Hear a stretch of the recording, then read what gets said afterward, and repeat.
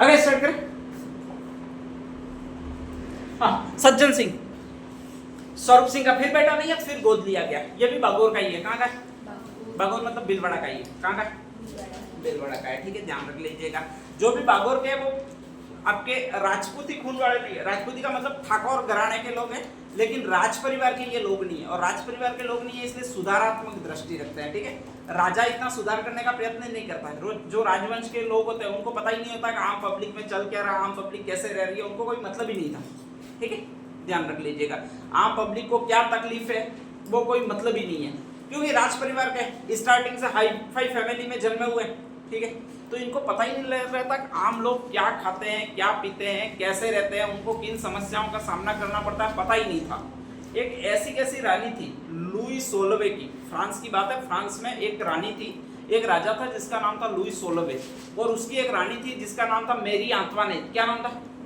मेरी आंतवानेट। ऑस्ट्रिया की राजकुमारी थी, ध्यान रख लीजिएगा, मतलब राजकुमारी थी। और फिर उसकी फ्रांस में शादी हुई थी। राजकुमारी थी मतलब पहले भी राजा के परिवार में ही थी, राजा की बेटी थी, और फिर राजा से उसकी शादी हुई थी। ठीक है, तो उसके पास लोग एक बार एक समस्या लेकर गए कि हमको रोटी खाने को नहीं मिल रही है।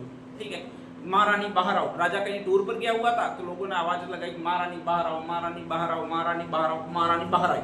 ठीक है, और इसके बाद उन्होंने कहा कि हमको खाने के लिए रोटी ही नहीं मिलती है, रोटियां ही नहीं बची है, खाने का अन्न ही नहीं बचा हुआ है। ठीक है, तो उसने सीधा सा क्या बोला पता है आपको? कि तुम्हारे पास रोटी नहीं है, तुम केक क्यों नहीं खाते हो?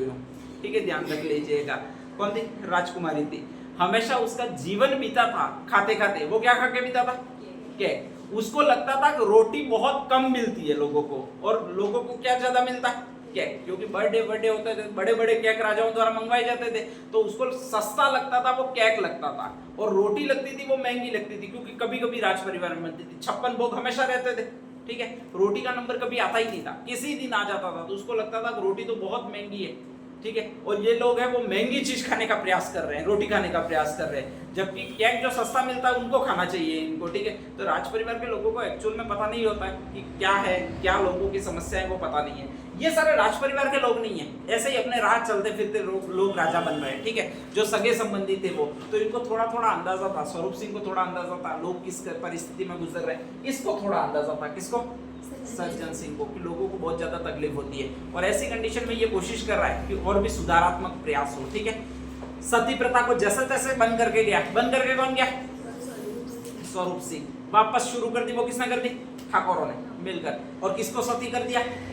ऐसाबाई को। सती प्रथा वापस शुरू हो गई है। ठीक है, सज्जन सिंह को लगा कि अगर इस प्रथा पर रोक नहीं लगाई तो फिर नेक्स्ट आगे दिक्कत है, सती प्रथा चलती रहेगी, और सती प्रथा चलती रहेगी उतने दिन ये अंग्रेज नाराज ही रहेंगे।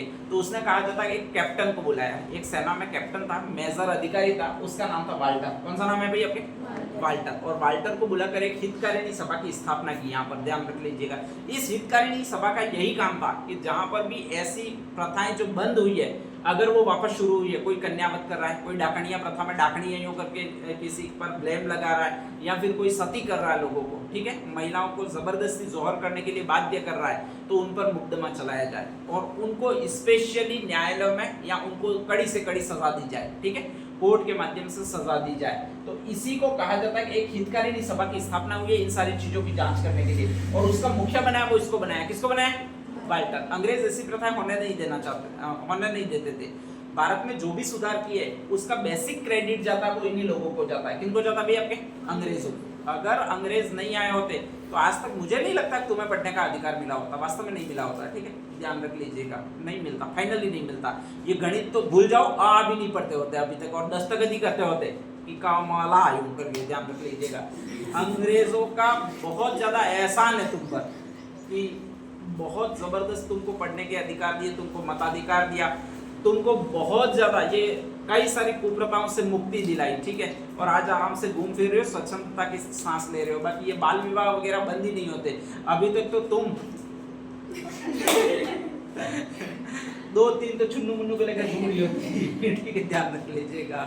नेक्स्ट आगे अगली एक और नाम थी, संस्था की स्थापना की थी, उसका नाम कौन सा भी आपके? इजलास खास। ध्यान रख लीजिएगा। ठीक है, उस समय सारी न्याय प्रणाली थी वो राजा के इर्द गिर्द घूमती थी। सारा न्याय था वो राजा एक ही करता था, बाकी किसी को न्याय करने का अधिकार नहीं था। और राजा था वो अपने सगे संबंधियों को वगैरह जो ठाकुर न्याय करते थे, अगर उनके काका का लड़का कोई अपराध करके आया है तो वो छोड़ देते थे उसको, ठीक है, कि राज परिवार का खून है, गर्म खून है, ठीक है, उबल पड़ा होगा स्त्री को देखकर और उसको अपमानित कर दिया होगा, यूं करके छोड़ देते थे। तो ऐसी कंडीशन में इसने न्यायालयों की स्थापना करवाई। देखो कितना अच्छा राजा है, स्पेशली ये सज्जन सिंह बहुत अच्छा राजा है, ठीक है। उदय सिंह को जितना पढ़ते हो उससे ज्यादा इनको पढ़ना चाहिए मेरे ख्याल से, कि ऐसे सुधारात्मक कार्य कर गए। वो हरामखोर बैरिया लाए हैं और उसके लिए अपन माथा मार रहे हैं कि ये कौन सी बैरी कहां से लाया था, झाकते में जा साला लाया होगा, अपन को क्या करना है। तो कहा जाता है कि आपकी ये सज्जन सिंह है, उसने इजलास खास की स्थापना की। ये न्यायालय थे, क्या थे? न्यायालय। खास का मतलब खास लोगों के लिए नहीं थे, बल्कि आम लोगों के लिए जो न्यायालय थे उनको कहा जाता है इजलास खास कहा जाता है, ठीक है। एक और सभा थी जिसको कौन सी सभा कहा जाता है? महेंद्राज सभा, ठीक है। महेंद्र राजा का पर्यायवाची होता है। किसका पर्यायवाची होता है? राजा का पर्यायवाची होता है, ठीक है। तो ये महेंद्राज सभा थी, उसमें राजा का पर्यायवाची लोग बैठते थे। राजा के पर्यायवाची मतलब आम लोगों को सम्मिलित किया जाता था सभा में, और उनसे उनको पूछा जाता था तुम्हारी क्या क्या समस्याएं हैं, और उसको देखकर राजा निर्णय बनाता था। तो राजा के शासन में सभा सहायता देने के लिए आम लोगों को एक कमेटी बनाई गई थी, इसको ये सभा बोलते थे। कौन सी सभा बोलते थे? महेंद्राज सभा। तो आपके तीन चीजें, एक तो महेंद्राज सभा है, ये राजा के शासन में सहयोग देने के लिए। इजलास खास किसके लिए? न्यायिक प्रणाली है, न्याय करने के लिए, ठीक है। छोटे छोटे न्यायालय स्थापित किए थे, उसको इजलास खास कहा जाता है, ध्यान रख लीजिएगा। इजलास में लास्ट में सा आता है तो सज्जन सिंह है, ठीक है, ध्यान रख लीजिएगा। और वाल्टर प्रथ हितकारिणी सभा है, वो भी इसी ने बनाई है। किसने बनाई है भैया? आपके सज्जन सिंह ने। ये राजपूतों में कुप्रथाओं को रोकने के लिए बनाई है पूरी पूरी वाल्टर प्रथ हितकारिणी सभा, ध्यान रख लीजिएगा। उसने कहा जाता है पहली बार एक अखबार शुरू किया, उसका मेन नाम था हकत बहिता। कौन सा नाम था? हकत बहिता। और आम लोगों के लिए शुरू किया है, ध्यान रख लीजिएगा। 15 दिनों में ये एक बार आता था, और इसको बाद में नाम दिया गया, वो ये नाम दिया गया सज्जन कीर्ति सुधाकर। ये पहले आपके स्पेशली अजमेर से छपता था। कहां से छपता था? तो अजमेर से आने में देर हो जाती थी, तो इसने कहा जाता है कि यहाँ पर प्रिंटिंग प्रेस लगवाई, पहली प्रिंटिंग प्रेस उदयपुर की, और इसको ये कहा जाता है, क्या कहा जाता है भैया? आपके सज्जन यंत्रालय कहा जाता है। कौन सा यंत्रालय कहा जाता है? सज्जन यंत्रालय कहा जाता है, ठीक है, ध्यान रख लीजिएगा। तो ये सारा किया वो सज्जन सिंह ने किया। पहली बार इसने कहा जाता है सज्जन यंत्रालय यहाँ पर लगवाया, तो स्पेशली यहाँ पर अपनी एक किताब छापने के लिए आए थे, और वो स्वामी दयानंद सरस्वती आए थे। कौन सी झील के किनारे ठहरे थे? सारी झील के किनारे ठहरने का एक ही है, पिछोला झील। कौन सी झील है? पिछोला झील। तो दयानंद सरस्वती आए, उन्होंने एक स नाम से ही ग्रंथ लिखा था, उसका नाम है सत्यार्थ प्रकाश। कौन सा? तो सत्यार्थ प्रकाश ग्रंथ है, वो स नाम बड़े आदमी का ही है, और उसका नाम है स्वामी दयानंद सरस्वती। या तो सरस्वती से याद रखना या फिर स्वामी से याद रखना। और वो ग्रंथ उन्होंने पिछोला झील पर बैठकर लिखा था, ध्यान रख लीजिएगा, ठीक है। और फिर कहा जाता है कि प्रिंटिंग प्रेस में देना था, और प्रिंटिंग प्रेस यहाँ पर ही थी, उसका नाम क्या था भैया? आपके सज्जन यंत्रालय। लेकिन दिक्कत थी इस प्रिंटिंग प्रेस में, आपके अखबार छपता था, किताब छपती नहीं थी। तो ऐसी कंडीशन में कहा जाता है कि इसको दूसरी प्रिंटिंग प्रेस में दिया गया। और उस समय मैंने कहा एक ही राजस्थान में पूरी प्रिंटिंग प्रेस थी, बड़ी प्रिंटिंग प्रेस। कहां पर थी? अजमेर में, जिसका नाम था वैदिक यंत्रालय। कौन सा नाम था? वैदिक यंत्रालय, ठीक है। तो वहां पर दिया गया, और इस तरह सत्यार्थ प्रकाश लिखी गई है, वो तो पिछोला झील के किनारे लिखी गई है, और उसको छपाई गई है, वो कहां पर छपाई गई है? अजमेर में छपाई गई है, ठीक है, ध्यान रख लीजिएगा। तो कभी भी आ जाए सत्यार्थ प्रकाश का प्रकाशन हुआ था तो अजमेर में हुआ है, और सत्यार्थ प्रकाश लिखी कहां थी? तो पिछोला झील के किनारे उदयपुर में लिखी थी। सरस्वती स है, तो कौन से राजा के समय आए थे? सज्जन सिंह के समय आए थे, ध्यान रख लीजिएगा। एक इनका मेन पैलेस था, बहुत अच्छी इनको विज्ञान में रुचि थी, और वो कोई ऐसा पैलेस बनवाना चाहते थे जिससे आपको मानसून का अंदाजा लग सके। इसी को आपके कहा जाता, वो ये पैलेस कहा जाता। कौन सा पैलेस? Monsoon palace. कहा जाता कि इन्होंने एक ड्राइंग बनाई थी, ठीक है, उसमें कहा जाता कि सज्जनगढ़ पहाड़ी को चुना गया था। आपके जयपुर की जरगा के बाद की ऊंची पहाड़ियों में सज्जनगढ़ पहाड़ी आती है, उसको चुना गया था, और उस पर 9 मंजिलों का एक महल बनाया गया था, ध्यान रख लीजिएगा, ठीक है। वो 9 मंजिलों का महल था, उसमें हर मंजिल पर आपकी खिड़कियां थी स्पेशली, और वो खिड़कियां थी पूरा अंदर से आपके चौकोर महल था, एकदम चौकोर का मतलब गोल महल था पूरा। फर्स्ट मंजिल पर अगर आप खड़े रहते हो तो 90 मंजिल दिखे ऐसे थी, ठीक है, ध्यान रख लीजिएगा। और उनमें से आपके 9 खिड़कियां बनाई गई थी। इस महल की विशेषता ये थी, इनकी पूरी प्लानिंग क्या थी वो बता देता हूं मैं आपको। तो इस महल की विशेषता ये थी, कहा जाता है कि अगर उन 9 खिड़कियों से अगर आपको आसमान में बादल दिख जाए तो उस दिन 100% वर्षा होगी, ठीक है। इतना बड़ा सटीक विज्ञान पर आधारित अगर कोई महल बनाया गया है तो वो ये महल है। कौन सा महल है? आपके मानसून महल है। अगर भले ही आपको आसमान में बादल दिख रहे हैं, गरज रहे हैं वगैरह, सब कुछ हो रहा है, लेकिन उन 9 खिड़कियों से बादल नहीं दिखे तो 100% नहीं होगी। क्या नहीं होगी भाई? आपके बारिश नहीं होगी। तो बारिश का अनुमान लगाने के लिए आज बारिश होगी और आज बारिश नहीं होगी, इसका अनुमान लगाने के लिए एक महल बनाया गया है और उसी को एक पैलेस कहा जाता है। कौन सा पैलेस कहा जाता है? Monsoon palace. अपने यहाँ पर बारिश होती है तो यही कहते हैं मानसून आया है, ठीक है।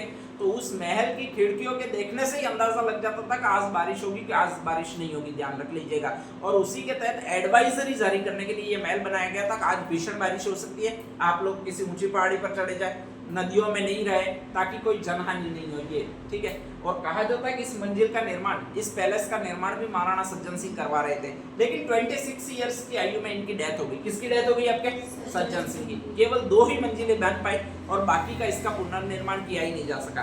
दूसरे जो भी राजा आए वो इतने माइंडेड नहीं हुए, उस ड्राइंग को कभी समझ ही नहीं पाए। दूसरे कोई वैज्ञानिक भी उस ड्राइंग को कभी समझ नहीं पाए और इसलिए उसका निर्माण आज तक पूरा नहीं किया जा सका। अगर इस मानसून पैलेस का निर्माण कहा जाता है पूरा हो गया होता तो हमें पता चल जाता किस दिन बारिश होगी और किस दिन बारिश नहीं होगी, ठीक है, ध्यान रख लीजिएगा। ऐसा वैज्ञानिक महल बनाया वो आपके इस आदमी ने बनाया। कौन सा आदमी है भाई? आपके सज्जन सिंह। और इस पैलेस का क्या नाम है? मानसून पैलेस, ठीक है। तो सिटी पैलेस तो उदय सिंह ने बनाया, ध्यान रख लीजिएगा। सबसे बड़े महल जाली रानी के लिए बनाए और मानसून पैलेस बनाया वो इस आदमी ने बनाया। कौन सा आदमी ने? सज्जन सिंह ने बनाया, ठीक है, ये ध्यान रख लीजिएगा। तो नेक्स्ट हेडिंग डाल दीजिएगा कुछ पॉइंट्स।